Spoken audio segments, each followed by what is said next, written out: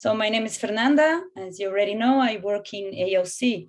We are a social innovation center for the Basque Country that are specialized in systemic transitions towards sustainable human development through social innovation platforms. So in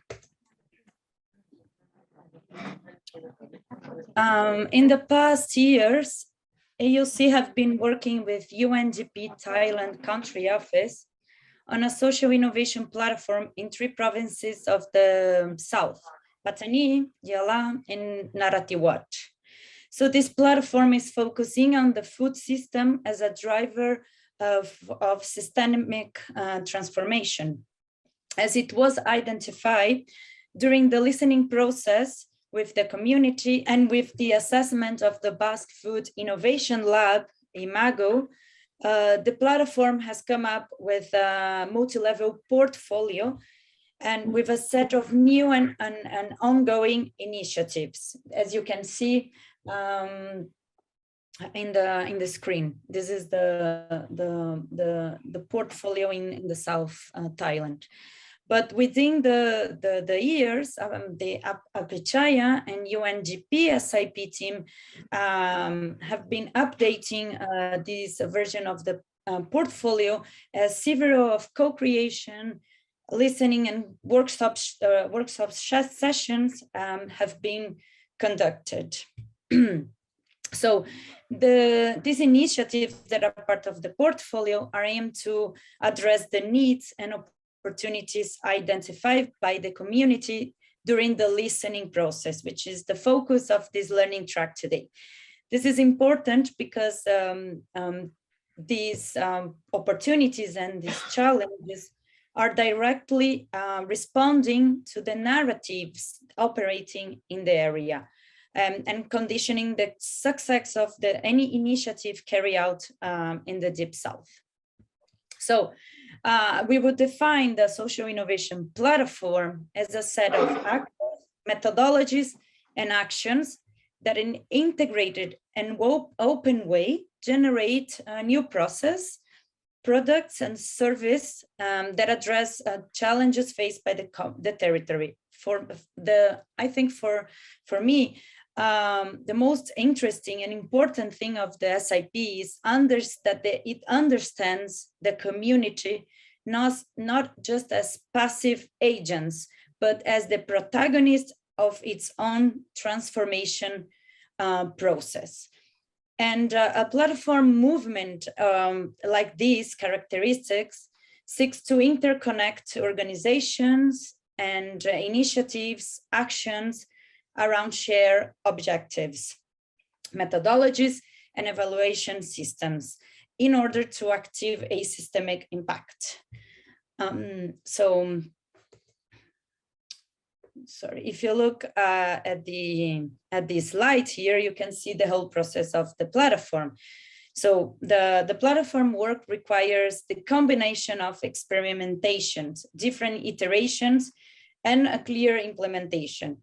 So it's non-linear. As you can see, we start from understanding the cultural aspects of the community, we map the system, and then we go through co-creation, co-design, and prototypes.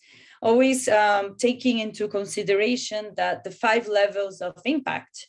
So community, small scale, medium scale, large, and services and regulation. So what is a listening process, which is the focus of today?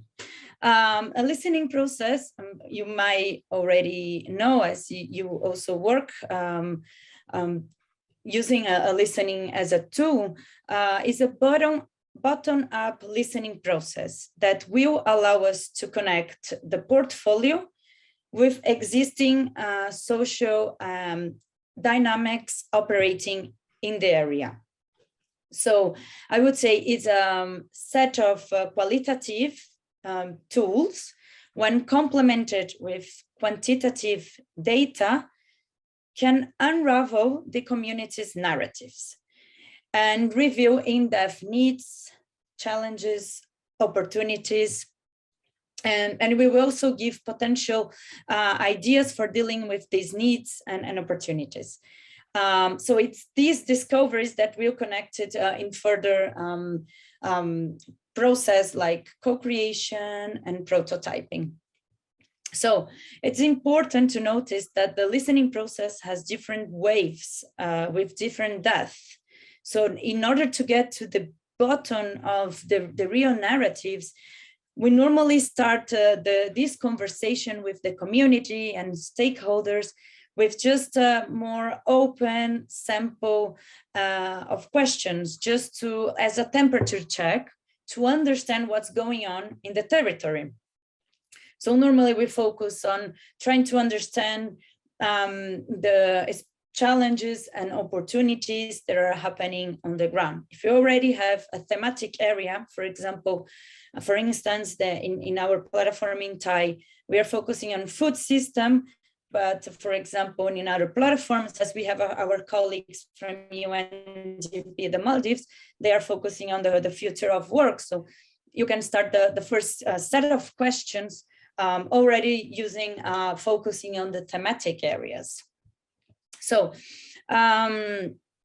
then after this first session of doing the interviews, then we analyze the information, we contrast in our sense-making contrast session, and then we start with deeper interviews while we keep updating and contrasting the narratives. It's an iterative process that has allowed us to go each time deeper and deeper. So the main elements of the listening process, when you are using the interviews, the conversation as the main tool, I would say people is one of the elements. So you need people to be listened to. So these people must represent the diversity of the community. So from an economic, gender, age perspective, and an effort must be made to include people who do not take part in traditional associative networks. So for instance, indigenous community that we normally never listen to, or migrants, irregular migrants, waste collectors, and women, youth, etc. So normally you can just draft like a list of 5 people, and these people will make suggestions. That's what we call snowball sampling. So the second point of the element of the listening process when you are conducting interviews is to have a set of questions that will guide your listening process. So you don't have to follow, it's not very restricted interview where you must have asked all the questions you have prepared, but it can help you guide your conversation. And of course, the very important thing is to adapt the language to the audience, to the interlocutor. So interviewing an illiterated person could be different than interviewing a government person, for instance. And the third, and I will focus this session today in the different listening channels. So when we talk about listening process, we not only we do not only use interviews. Okay, so interviews, conversation, it's one of main tools that we can use to extract the narratives that are happening on the ground. So for example, we can use qualitative tools, which are interviews that I have already mentioned, or we can listen and do digital analysis. We can do participatory channels, focus group discussions, but also we can do participant observation, etc. But then we must combine these different qualitative listening channels with quantitative information. So We also have to complement our analysis with, for instance, traditional sources of data, such as public statistical data on unemployment or access to skill, to finance and environmental reports from international agencies, from NGOs, and etc. So combining these two different channels, you will enrich your analysis, and you can reach the deep process.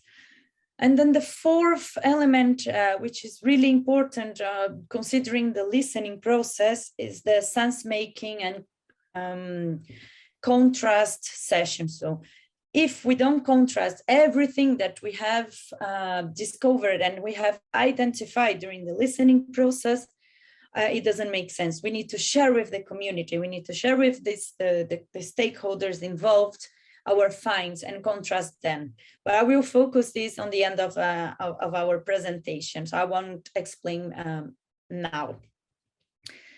So these are some citizen and listening channels that we can use, that I have already mentioned. So we can use videos, we can use document photographies, and we can listen to podcasts, we can use social medias also to listen to what's going on in the territory. So this is how we have a platform, social platform in Pakistan, also focusing on the food system as a driver for a systemic transformation. So just an example on how we systematize and how we keep the balance between the profiles when we are doing the listening process. So this is just, this is our tool. And here you can see that when this is the engaged list of participants during the listening process in Pakistan. We have started with the team on the ground have done 100 interviews, very short interviews with the community, considering difference of gender or gender identification or education level. So it's important to interview different levels of education. This will impact on the narratives, different occupation. And the most important thing I would like to highlight here is when we talk about listening, we talk about different depth. So if you see here, we can track who we have contact in the first iteration, who we have contact in our second iteration. Normally, the second iteration will happen when after co-creation, when we are already starting to implement or at least co-design the new ideas. And then the third one also happens during prototyping, etc. So here it's important to track, because some of the listeners that we have been interviewed will repeat during the whole process. So we can keep the track on what was the change, what was the most significant change. So it's important. Okay, I interview Fatima in the first iteration, then I interviewed her again in the second iteration to go deeper into the information, and then the third one I would extract deeper and try to understand if since the beginning of the process until now, what are the impacts, what have changed, if has changed or not. So this is just a tool that we use to organize our data. So nowadays, we have direct access to an enormous amount of data. However, abundance also means that data fatigue, right? So we have so many information now. We have Facebook, we have WhatsApps, and then Facebook, and so many data and blogs and YouTube, etc., that we are overwhelming with so many information that is hard to see the meaning and the value of the data. So the trick and the idea is to be creative and keep looking for unobvious and for underlining and hidden patterns.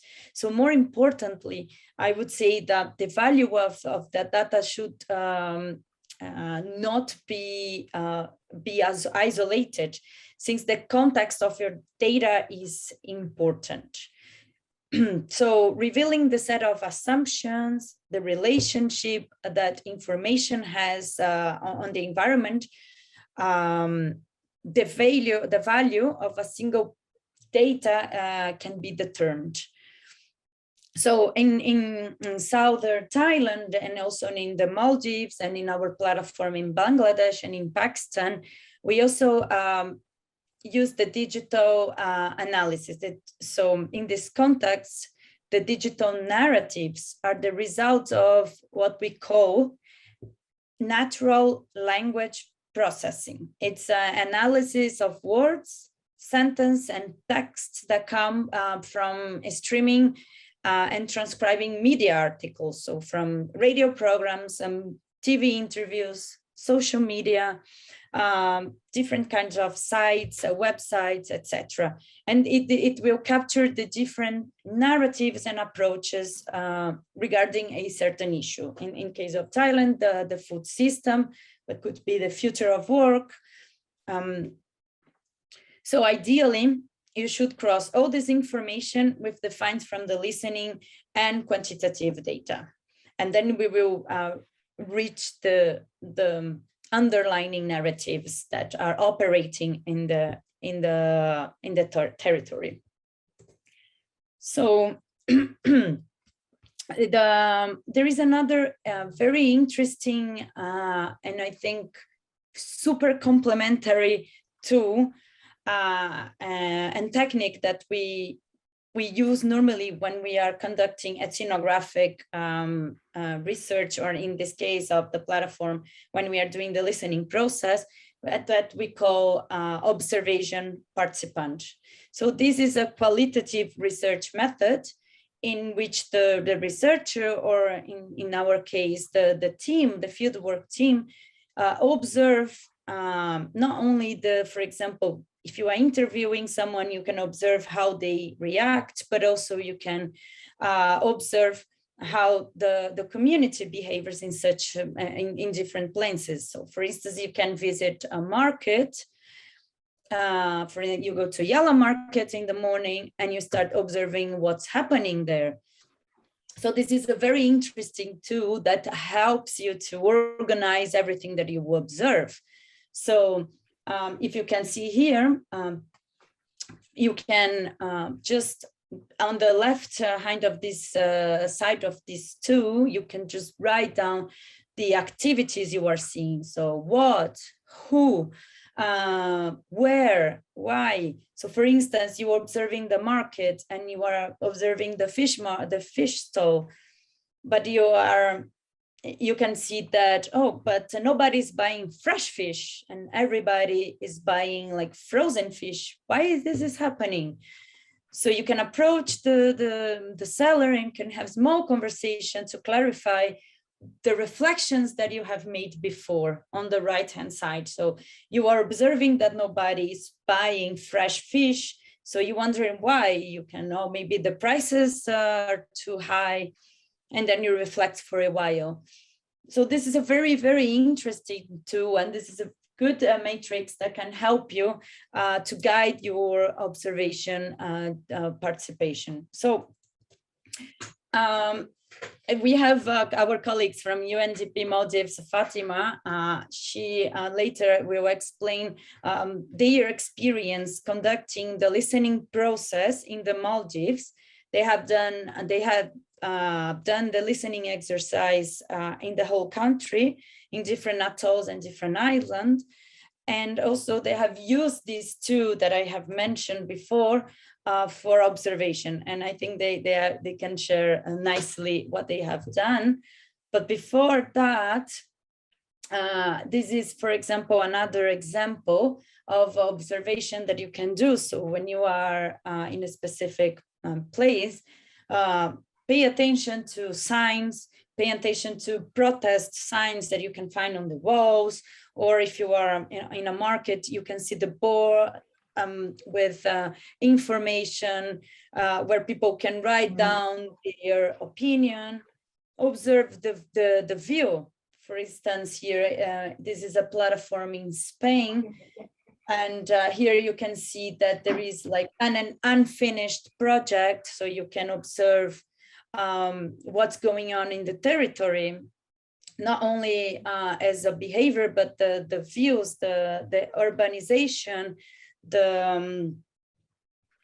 here, and this is just an image of like a protest sign. Protest sign says a lot of what the community is feeling, what the community wants to communicate, and somehow they are not speaking using words, but they are speaking use signs, for instance.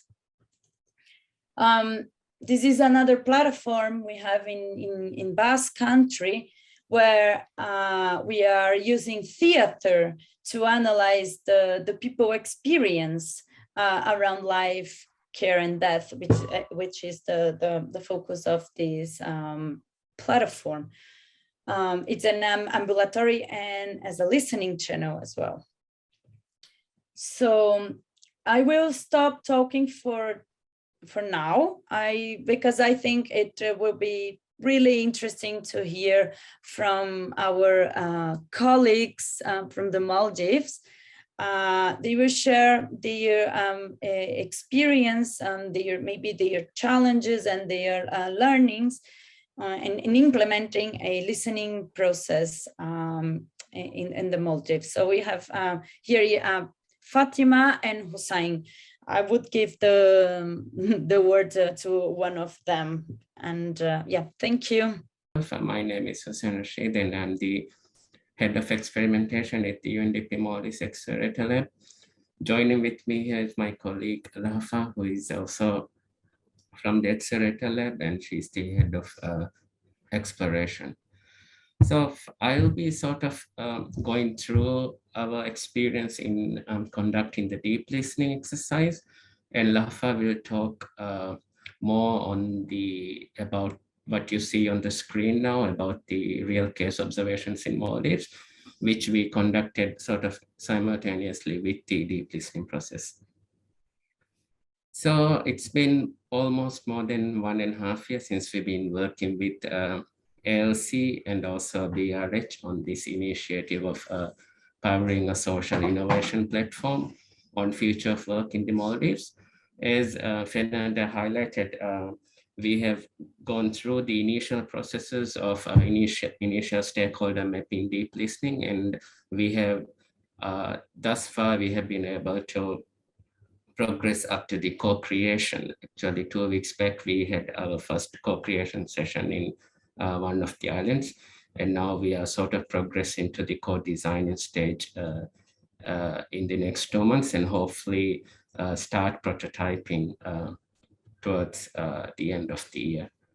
So in terms of listening, very quickly, first of all, what we did was initially we did an initial stakeholder mapping of mostly the institutions and organizations plus individuals based in the Greater Mali region, which is basically the capital of the country, where most of the activities, economic activities and other activities take place. So that was the first initial activity. But then one of the key steps we took early on was to ensure that in terms of listening, we incorporated voices of a diverse community. And you may know, like Maldives is a unique country. It is very geographically dispersed with around 200 inhabited islands distributed across north and south.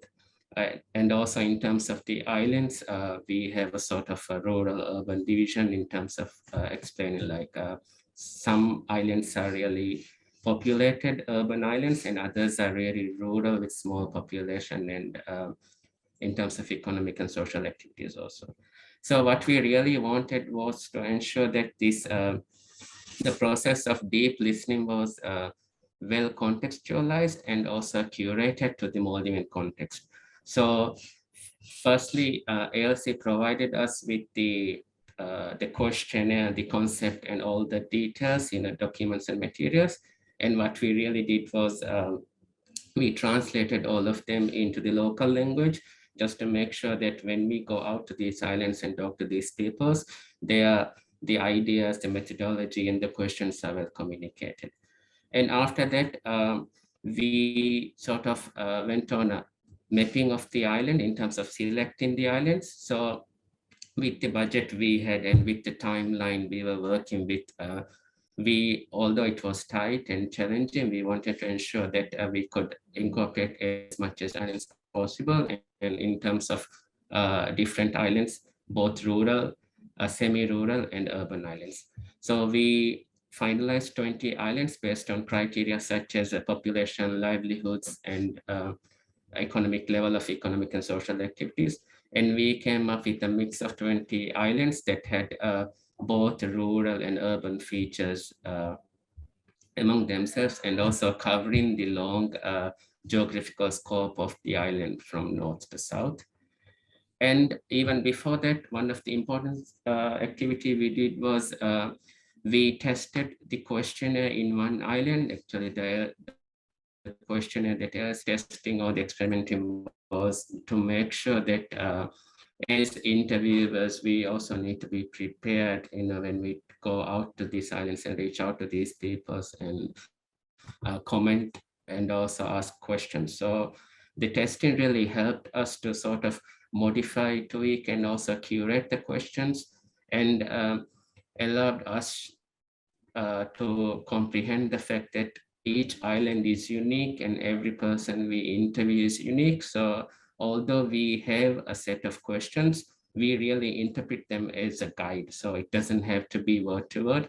And also the questions will change based on the nature of the island and the person we are interviewing, and also the type of response the interviewer brings into the interview.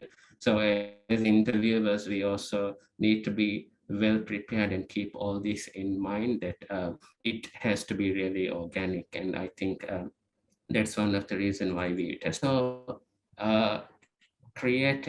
we also sort of sent out emails, also well curated emails in local language as well, so that the purpose, the methodology, and most importantly, the expectations are cleared. Because, as UNDP, when we reach out to people, it's very important that we make the expectations clear in terms of funding and what are the outcomes and objectives of this activity. So one of the expectations very clear. And then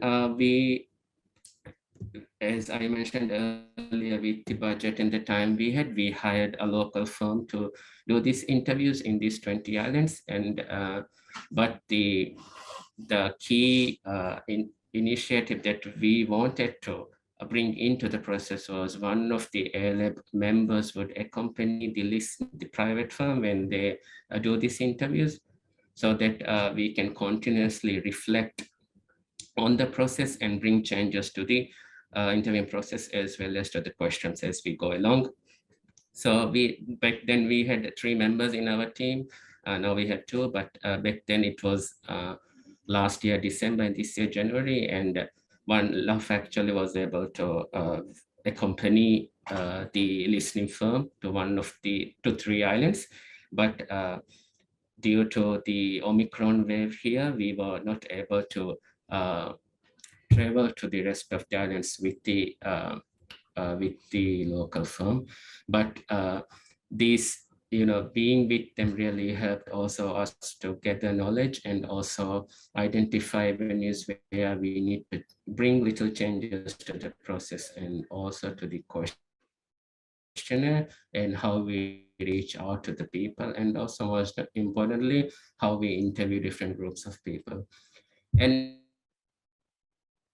in terms of the sample of interviewing, we really want a sample.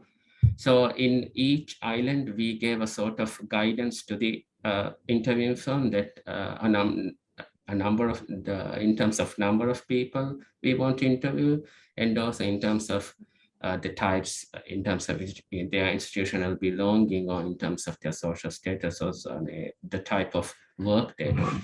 So broadly, in each island, we wanted to interview members of the local council, members of the Women Development Committee, entrepreneurs, people active in the civic space, civil society organizations, people active in the private sector, community leaders, unemployed people, and also people with disabilities, and home-based workers, not only women, men and women who are engaged in the sort of the informal sector or the home-based sector, and fishing and agriculture being and tourism being the three main livelihoods of the country. So maybe Lafa would like to share it. It's possible? Yeah, I can just come in very briefly, because Hussein has covered almost everything. But since you have the slide on screen, I can share a bit more about how we did the observation exercise. You have on screen is one of the debrief murals we did for what we called the immersion work, but it's an observation exercise, and we use the tool provided by ALC. But we put it on this mural as a matrix.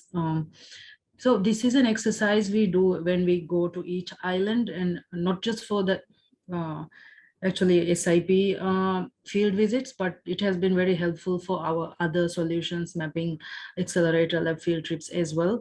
Because when we go to a new locality or island, we have sometimes we have not been there before, so we only have the official statistics that you see here on the screen on a table, which is the size of the island, the population profile based on age, but we don't have a very clear idea of what it's like on the ground. So we don't want to just go there and then just start doing the interviews. So we do an immersion walk, just the team together, which is a it's not just a walk, but it's a very intentional deep observation exercise where we walk around, but keeping these things in mind that's in the tool. So what are the spaces we can observe, what are the activities we can see, and what are the feelings that you are observing, and who are the actors. If we see activities, who are the actors engaging in those activities. And this when we did it once, actually we tried it first in our tool testing field trip. So we decided to do it in our other field trips. So what happens is, when we do this, it also helps us identify the people we may want to interview, or the groups we may want to interview, and even identify specific people. For example, in spaces, we have very small islands, so when we do our work, we identify like the harbor, the boatyard, or the playground, and then what are the activities in these spaces. We see that like young women and children gather at a certain time of the day for these sports, or we notice people like harvesting nuts, or then we realize, oh, this is a home-based economic activity for women, so we may want to interview one of them. So identifying this, and then sometimes we get leads and their details and fix an interview for later. And from these activities and actors, one thing also helpful is to also reflect on who is not present. So actors that we can see, but what about the actors we cannot see? So in some islands we notice like we didn't see many young people. So then we realize, okay, we may want to press a bit further and ask like where are the young girls and boys. And we find out later that when they finish school, they migrate to the capital for further education. So it's not very this youth age group, we observed that this further studies and for jobs they migrate. So it's also helpful to see what you cannot see. And then events, again, this was very helpful.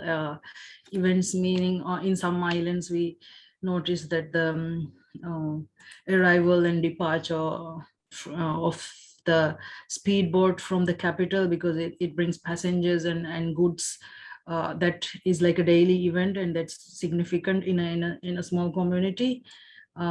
Or an island preparing for a big National Fisherman's Day celebration, and then because it's very much connected to their livelihood, which is fishing, so it led us to press more on the importance of fishing as a livelihood for them, for both men and women, and how it contributes.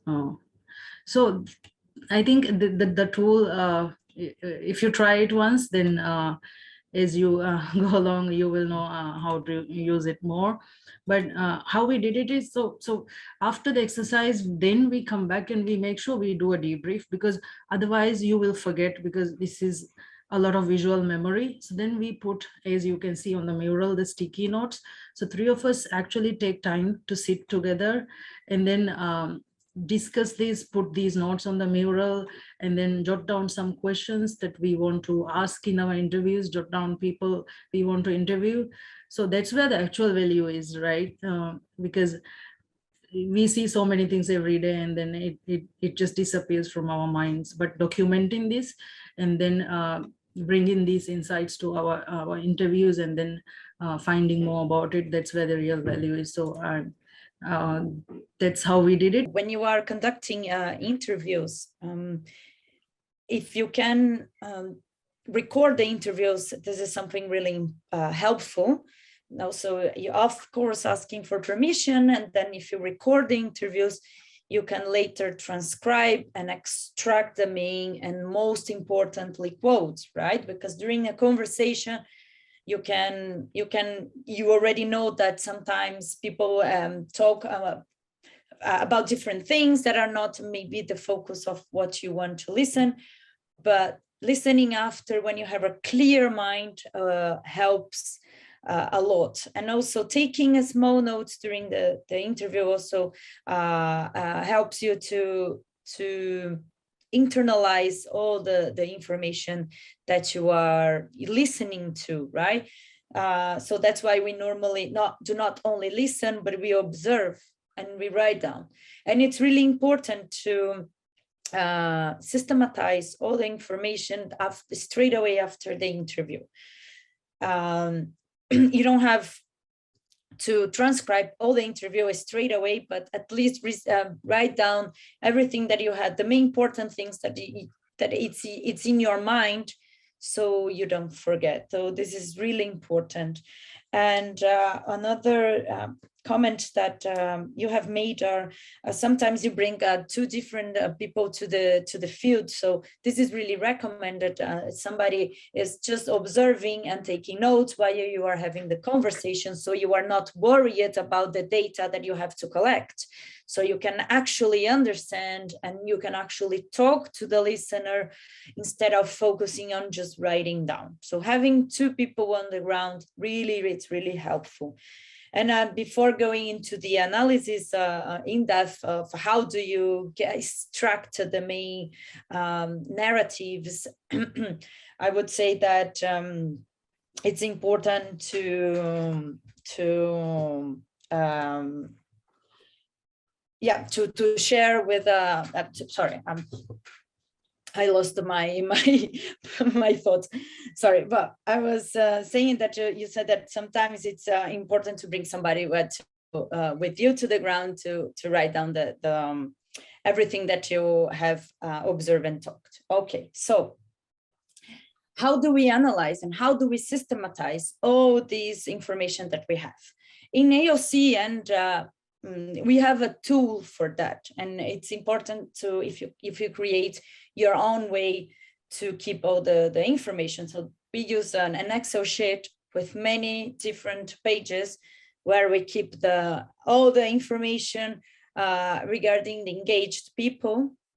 Then we keep on the other, so here, as you see here, primary sources, and the slide you can see, this is where we do the analysis. So the different interviews are recorded, transcribed, and the most important quotations from each of the conversations are coded and recorded in this matrix, in this document, and this Excel sheet that we use. So if you see here, it's important to classify the topic, of the quotes that you are extracting for the whole interview. So for instance, you are talking about depopulation. When this is an example of a platform we have in Armenia. So here they are talking about, one of the main topics is the population, but for instance, you can have other topic regarding the economic assets, and then power relations, and etc. And each of the topics you classify with some tags. For instance, here you can see we are talking about the population, but this quote is actually focusing on lack of jobs. And you give an attribution. Every engaged people has a code. So you don't use real names. It's important to, when you are doing the analysis and when you're sharing this information with the public, you don't mention names. So when you extract the main and the most important quotes regarding each topic, you just recopy, and we have these quotes here in this matrix. So at the end of the processing, you will have different quotes related to different subtopics. This is important because additionally, we classify the quotes according to according to 6 parameters, which are similarity. So that perceptions that are similar to each other. So this is important because it will say, okay, a lot of people is saying that because, it's very similar. So you just tag, okay, this is similar, this is similar, this is similar. But then you also have to mark the quotes or that are different, that are like, okay, everybody's saying that, but this person is saying exactly something different. So you just mark, and then you keep on analyzing what are these perceptions are repeated, the ones that repeat, and you tag them, okay, this is repeated. And then there are some perceptions that happen in certain orders. So you mark these quotes as sequence, and then you have causality perceptions that lead to another. So why this is important? So after you codify and you classify all your quotes, and then you analyze what are the patterns that are constantly being saying and the ones that are consequences, it will help you to reach the in-depth information. So before going to the analysis, I would just also complement that these analysis that we are doing on the ground, all these interviews that we are doing, also have to be complemented with secondary sources that we have mentioned before, right? So the data that we found in the reports, etc., we also have to analyze them, and this is important. So you also find the codes and you add topics of what you are analyzing. So if you are and analyzing a report data, you just have to put the relevance of that. And this relevance will connect it to the analysis that you are doing and will complement the listening process. So for instance, when one of our colleagues share that some of the listeners can maybe lie about the information, how do you know it's a lie? But then you can say, okay, this is different. And then that's why it's important to classify, because you have already you contrast this information with secondary sources, and you might find differences in the community. What the community is saying is not actually what the government or organization are saying in their report. So that you can start to understand the gaps, and these gaps are going to be what we are tackling when we want systemic transformation. And this is the bottom of the analysis. This is what we call meta-narrative. So, for instance, this is what I was saying before.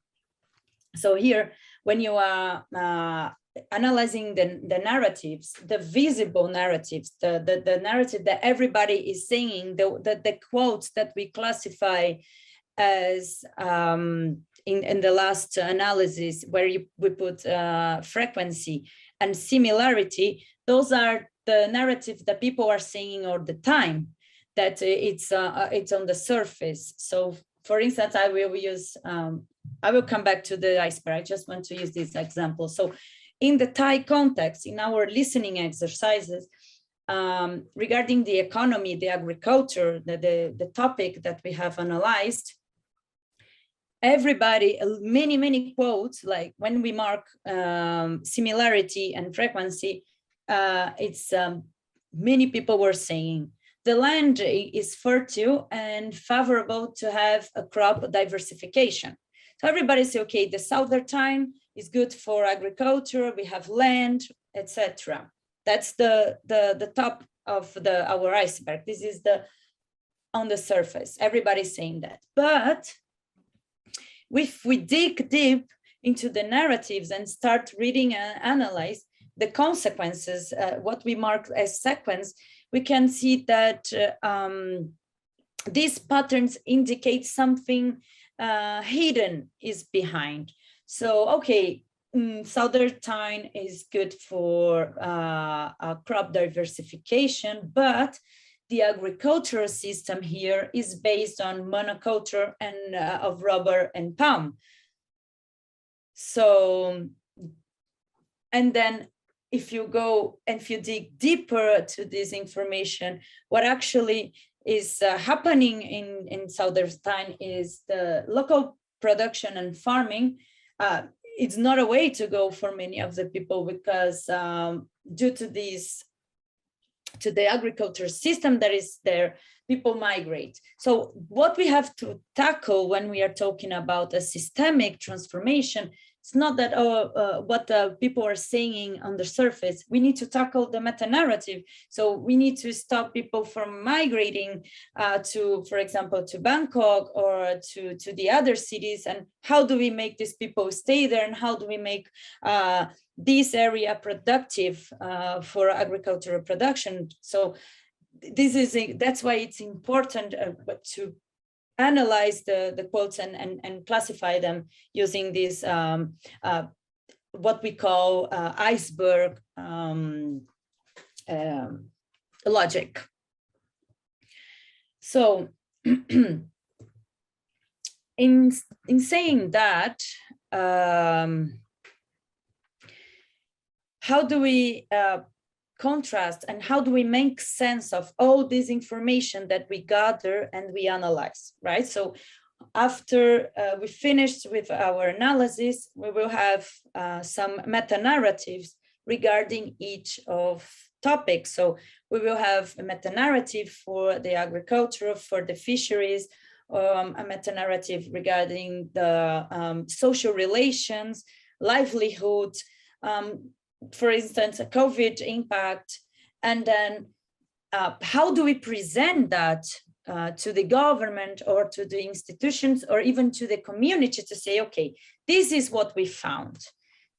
But we need to contrast with the community to hear the feedback and say, okay, do you relate to that? Is this correct? Did we miss anything?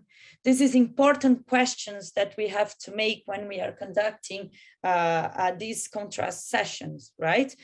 So one of the keys to keep in mind in this step is the choice of materials and visualizations tools that we use. Since we cannot present a complete detailed report, right? We cannot share these Excel sheets with all the quotes to the audience. It would be crazy. So for operational time and dynamism reason, we use tools. And in our case, in SIPs, we use the personas, right? They are just ethnographic profiles. Yeah, they are patterns of narratives that are repeating, operating in the area. So the personas that we create, they are not just based on demographic data. So when you see a persona, for example, the first one, this is not just a woman of 43 years old from the city, from Stefanavan, or a school teacher. This is just a unified perception of thinking patterns. So we just create this to share the shared challenges and the shared opportunities that they have in common, right? So this is just a tool to show to the audience what we have found.